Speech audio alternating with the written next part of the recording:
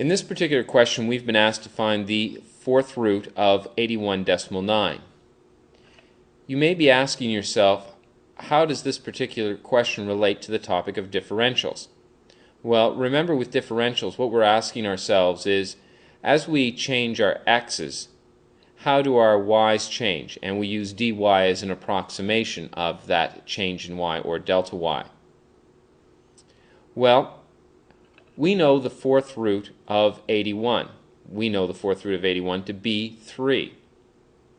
So if you take a look at our question, the fourth root of 81.9, and we know that the fourth root of 81 is 3, what we're saying is, what happens when we change our 81 to an 81.9? What happens when our dy, our dx or delta x is equal to 0.9?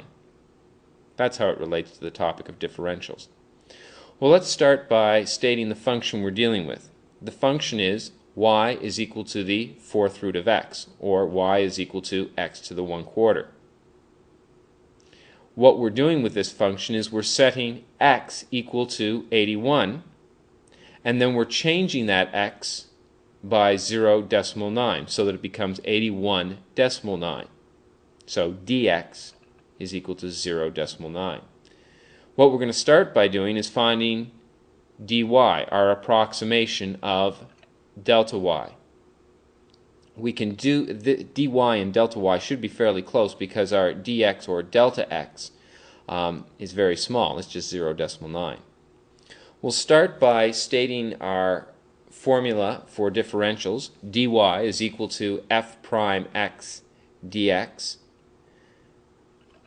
And we know that our function f of x is equal to the fourth root of x, or x to the 1/4. When we take that derivative, we get 1/4 x to the -3/4. So our next line would read that dy is equal to 1/4 x to the -3/4 dx.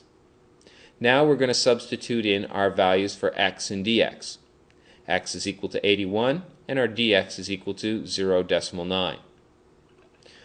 We fill those values in and evaluate, and we find that dy is equal to 1 divided by 120, or 1/120th. Now, this obviously is not the fourth root of 81.9. How do we go about making that last jump so that we can figure out this fourth root? Well, if you notice over on the lower right-hand corner of the screen, in green, I'm trying to explain what we're going to do next. We're trying to use our knowledge of the fourth root of 81 to find the fourth root of 81.9. Another way of looking at this is we're trying to take the fourth root of x plus delta x, and we know that it should be equal to the fourth root of x plus the change in y. If we restate this formula using differentials, we can say that the fourth root of x plus dx would be approximately equal to the fourth root of x plus dy. That's under the condition that dx is small, and I should probably change that and say that dx is close to 0. So keeping that in mind, we can now state that the fourth root of 81.9 is approximately equal to the fourth root of 81 plus our dy, which we previously calculated to be 1/120th.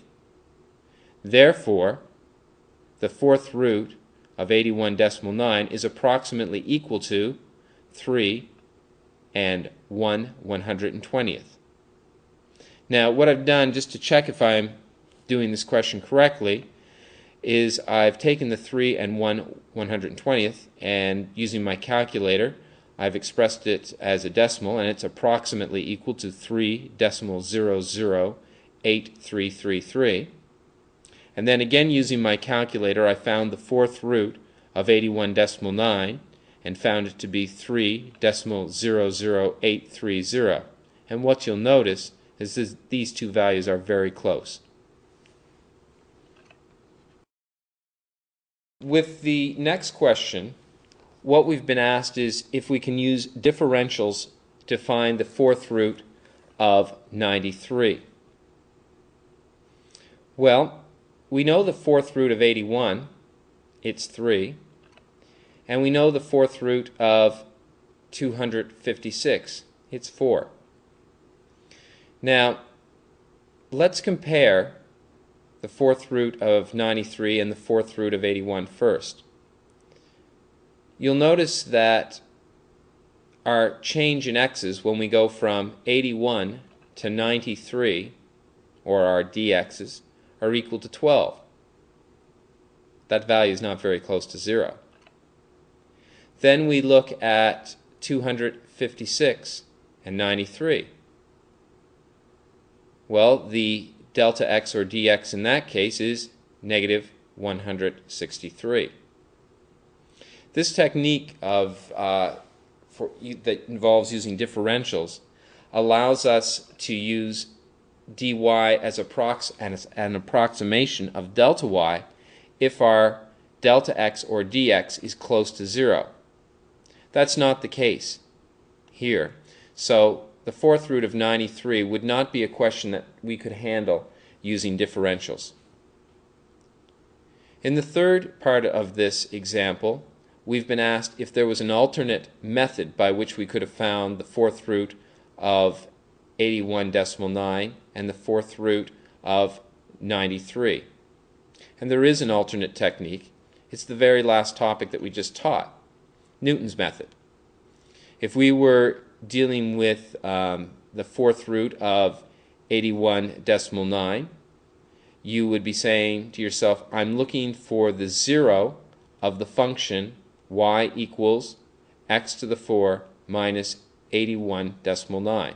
That particular quartic function would indeed produce the desired 0. And you would probably use your initial approximation, x1, to be 4. The fourth root of 93 could be found using Newton's method, even though it couldn't have been found using differentials. The function we would have been dealing with in this case is also a quartic function. It's the quartic function y equals x to the 4 minus 93. In this case, you'd probably use an initial approximation, or x1 value, slightly greater than 4, maybe 4.1 or 4.2.